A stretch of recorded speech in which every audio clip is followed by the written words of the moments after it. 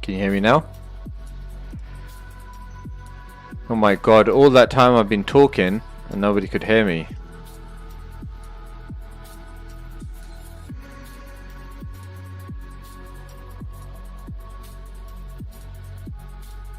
Let me know if you can hear me now.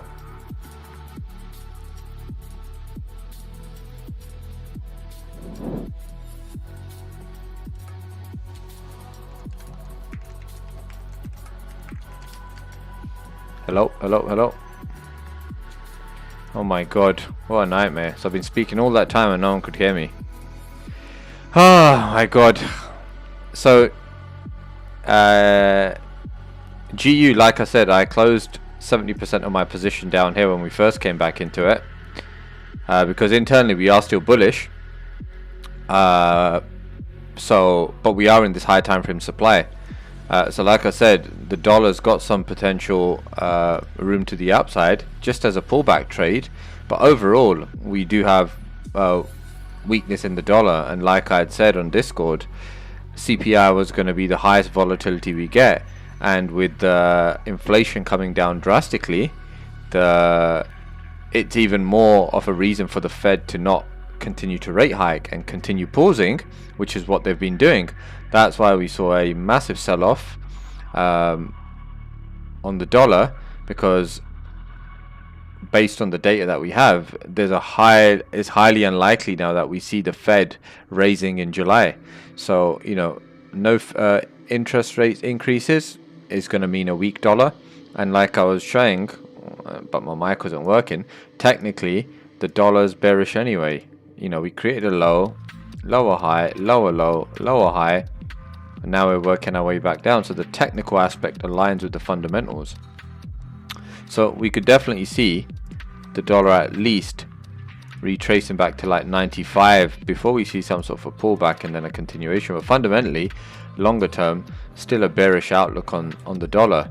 And GU, as I was saying, you know, price is coming to this significant area. Now the buy was something which was perfect because I was trading with the trend, and you could see we had this we had this push to the top side. We came down, we kind of created equal highs here, somewhat equal highs within this region over here, and then we started to come down here. Now we came down, we came perfectly into this 15-minute area of demand, tapped into our 50% GAM box, and then from that point you could see on the 3-minute time frame we had this nice impulsive move up. Price came back to fill out that imbalance, so we created some new demand zone, and then as we came back, retested, there was my entry, and all I was trying to do was get price back to these previous highs. Now I wasn't looking to trade price further up because we are in high time frame supply, so I was expecting just like a sweep of this area, and then I took a short right on the reversal. So as the 5-minute candle closed and we started to get this bearish engulfing candle, I took a short there with the understanding that we're in high time frame supply. We swept some liquidity from the top side and the Asian range lows, so we could see some dollar strength and price continuing to come down. But when price came here, I and this is where you have to learn to manage trade and understand trades and be cautious. I still understand that we are still technically bullish, even though I'm expecting downside from this point. So when we came up here, we never closed with any decisiveness above that high. But when we came back here, I know if price is going to continue higher, the likelihood of it continuing higher is from this point of demand. So I'm going to secure some profits here. Not here, not here, not here, only here. If price was to reverse from here and go back, I'll take my L and it will stop me out. Perfectly fine.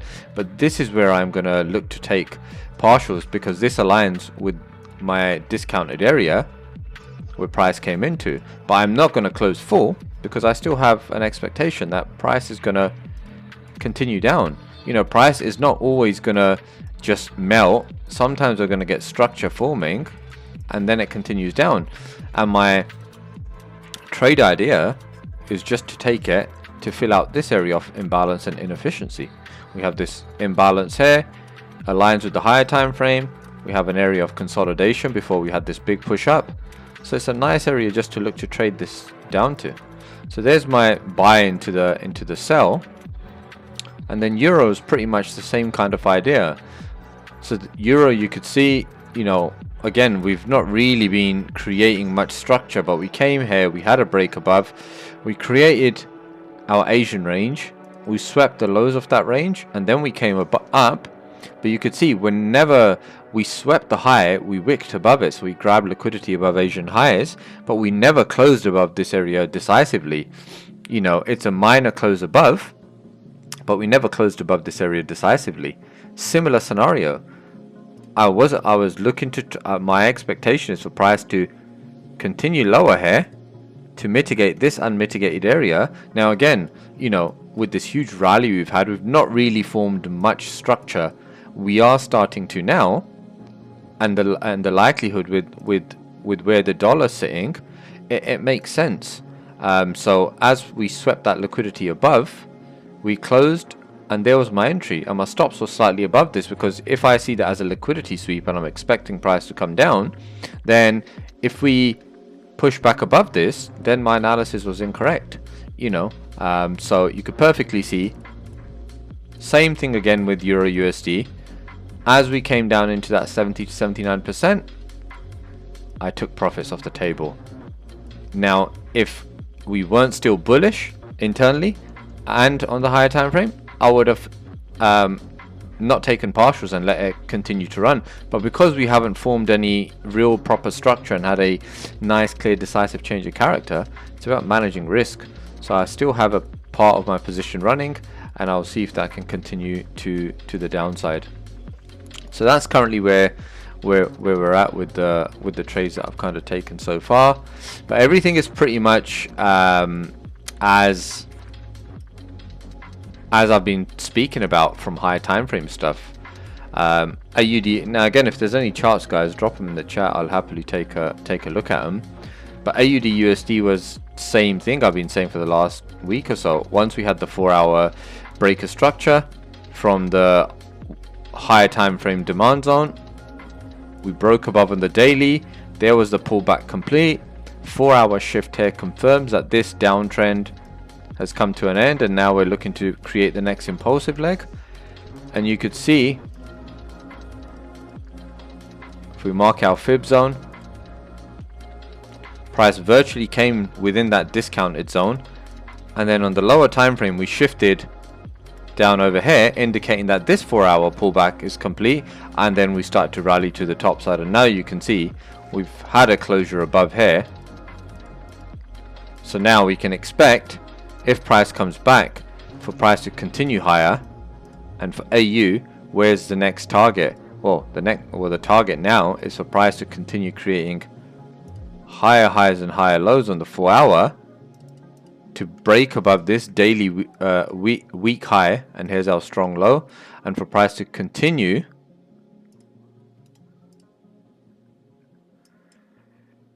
working its way up to eventually take out this weekly high. So we can expect to see that. But right now we have our daily swing structure, which again is this push, this push. So once we break above this high, then we can expect the 4 hour at some point to shift for a retracement and then continue higher. So price is pretty much playing out nicely as expected on a lot of these pairs. And Chris said, I hate my job. Once I become a full-time trader, I'll be doing donuts in front of my job. Yeah, why not? Why not?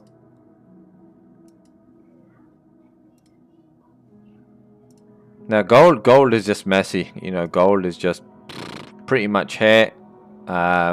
We are so with gold, it's pretty tough because gold is pretty close to fulfilling that daily pullback. You know, we are in that discounted area. Now, yes, we have this area of imbalance, etc., but price doesn't always need to come down to fill a specific area out. We are in that discounted zone, so technically the pullback can be complete and price can continue higher at this point. But how are we going to know that price is going to shift? Well, we need the 4 hour to shift bullish. So right now, here is our 4 hour high, which hasn't yet been broken. So if price breaks above this 4 hour high, then any kind of retracement is a continuation. I won't be looking to really short gold at that point.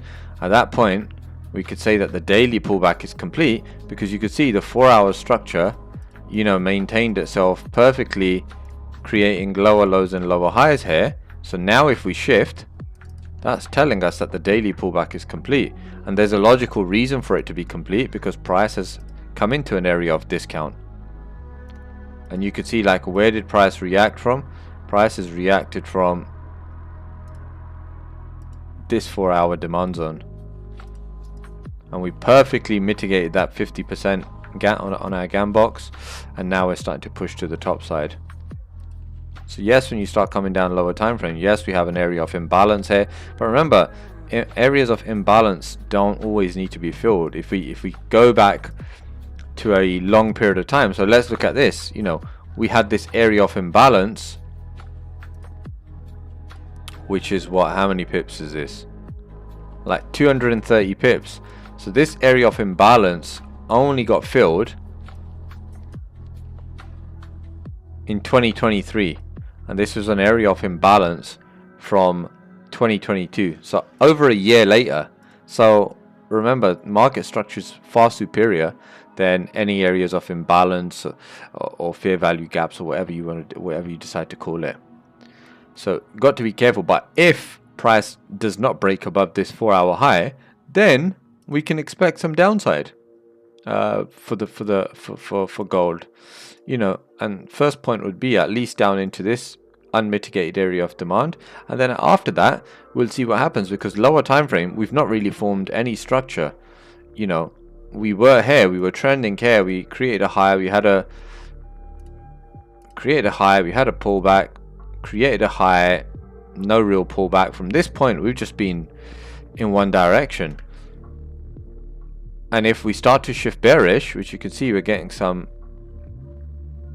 you know, bearish momentum coming in here, but I wouldn't be surprised. Where is this happening from? Look where the closure is. Boom, perfect to our discounted zone. So what has gold done? Gold has come back in, tapped into this unmitigated area of supply, fulfilled the pullback after this push down, and now we're shifting bearish. So, you know, this could be a nice point. If we get a nice sell-off here, any retracement, we could continue to start shorting. And overall, if we look at the higher time frame, let's say we go into the hourly chart, and like I said, you know, where is our low point? Our lowest point here, and there is our highest point. And at what point did we break above the M15 structure? It was there. So if we mark the lowest point here to the highest point, and let's go down to the 15-minute chart, look what sits within that 70 to 79%. Perfect unmitigated area of demand. So if we start to see some downside pressure here, we could potentially see a, you know, price, as long as the lower time frame stays intact, we could see gold heading back down to 1914 at least.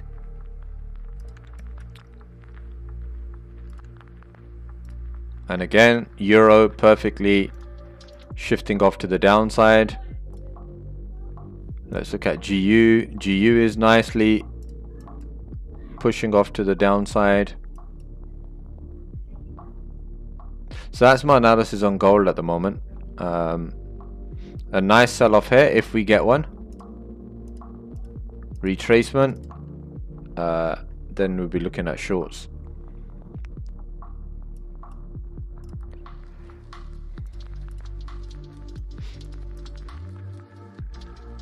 And you can see DXY, we're starting to see at this demand zone, we're starting to see some momentum kicking in.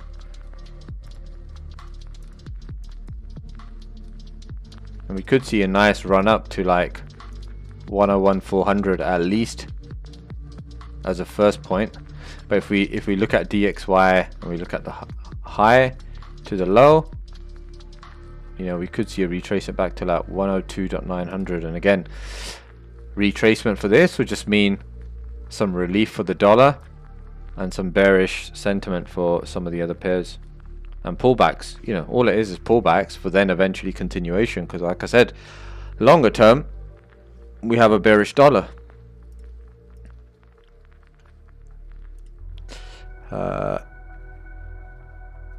Is there any pairs anyone wants me to have a look at? What do we have? CAD CHF. So CAD CHF perfectly came into this demand zone, which I'd kind of said when we had this 4-hour breaker structure, we just never got a pullback and price came down crashing here. So we have come into this zone. Price is now pushing off to the top side. So I'd like to see is, can we break above this area of supply, unmitigated supply? If we can see a nice push up with momentum, pullback, you could look to start buying this.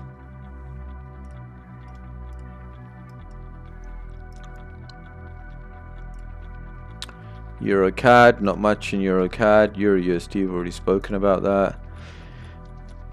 So GJ, we got some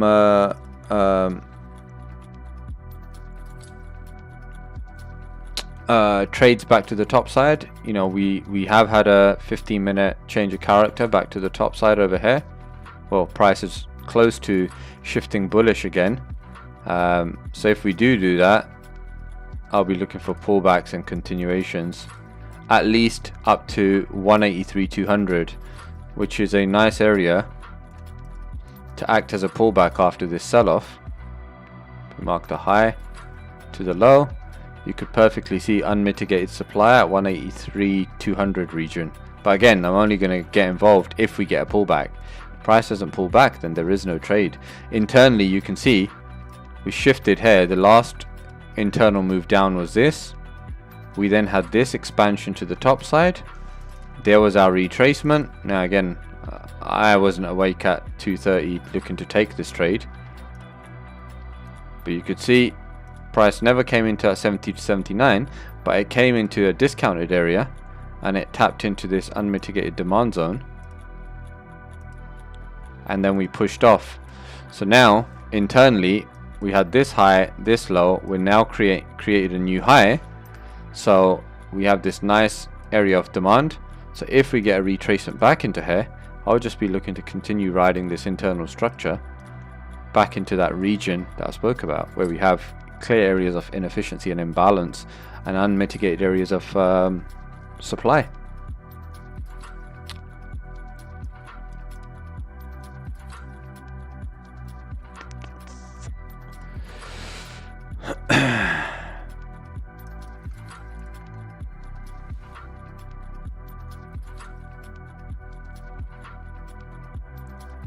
Quite a bunch of quite a group here today.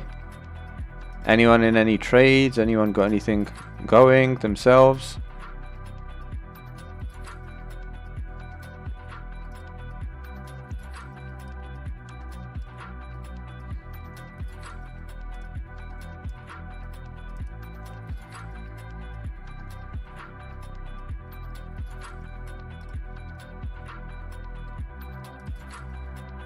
And I'm also in USD CAD. Now USD CAD, I got in slightly early, which is fine. I can accept that. If price comes in, I've got a tight stop, but I do have an expectation that price could come down and mitigate this lower level here. If it does do that, I'll just re-enter. If price comes back to break even, I'll close, because there's no reason for price to come back here. So if it comes back to break even, I'll close at break even, and then I'll give my trade a second go, because like I said, there is this unmitigated demand zone here, and price could come down. But the reason why I took this at this area was, as we were coming down, we had this supply, but we broke above it here, so I was pretty comfortable. But again, what was the reason for entry? Reason for entry was, where was our last push? We had a break down here, we had a pullback here, and then we just rallied to the downside here. So once we did this, what can we expect? You know, we have this high to this current low. So you can see we have an area of clean supply here, and we have supply up over here. Now looking at the lower time frame, as we were coming down, what did we do? We had this lower low, lower high. We then had a lower low, lower high, lower low, lower high, and then we had a lower low. Here we had a change of character with volume. So that change of character was indicating, right, we're entering that 15-minute retracement. Price then reacted from this supply, caused a pullback after this demand was created, and then we came into this, tested that 70 to 79 after we broke above, pullback complete, and then we broke above this internal supply. Once we retraced into this area of demand, there was my entry. Yeah, UJ, UJ's, you just need pullbacks now. You know, UJ, you can see we have momentum to the upside, and we've cleared out this area of supply where we reacted from and pushed off. But I would like to personally see a nice retracement back down into like 137,650 kind of region, back into here to look for some short-term buys.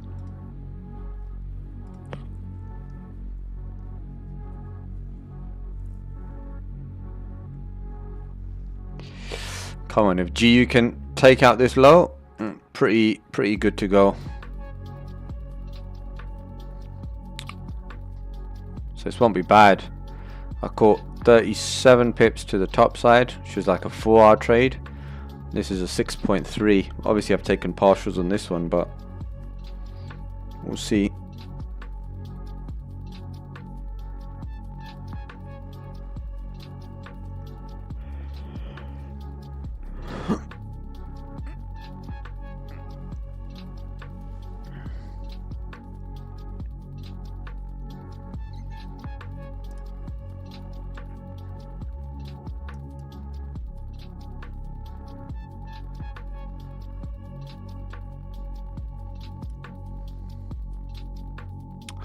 Right guys, those are the pairs that I'm looking at. Nice quick short stream. Hopefully you get my view on it, on things and stuff that I'm looking at and what's currently happening. Have a good day, take it easy. I'm probably going to be done soon for the day anyway. Have a nice early Friday, and I'll catch up with you guys soon. Take it easy, and I'll see you soon. Bye.